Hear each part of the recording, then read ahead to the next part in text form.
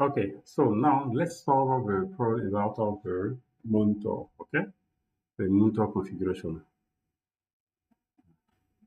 Right now we have three monitors on this the chassis one, and if you wish the chassis goes down, okay, and we'll face of we'll facing a quorum issue. Okay, so to solve this issue, what we will do is just to have one monitor on each chassis, just this one.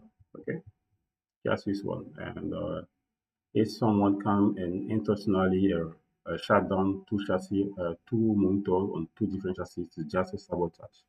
Just this one. So, this scenario will be just a sabotage or something like that. Okay. So, so because one chassis can goes down, okay, because someone can unplug the electrical power of a node. Okay, so it's possible. Okay, at least to do it for the two chassis or the three chassis. We can implement any kind of different configuration. We will facing of data losing or data invariability. Okay. So what you can do right now is you will reconfigure the cluster to say that we are need only one monitor on each chassis. Okay. This is what I intend to do right now. So go to monitor level, and I will just simply create first I will suppress one, this one for instance. Uh, I can see suppress this one. Yeah.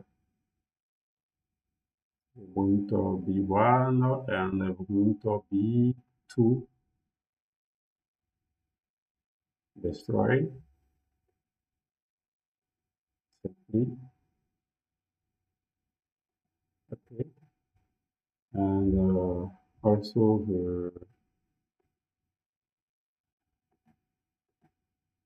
let me yeah,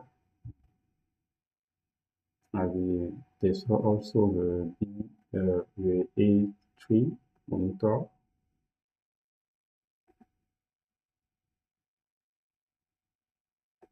Okay, once done that, I will create the third monitor on the chassis B C1. Okay, on the third chassis.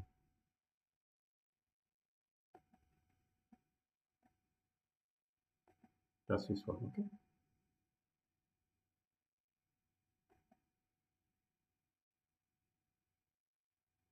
Yeah. So now your Ceph cluster has been optimized and it's okay.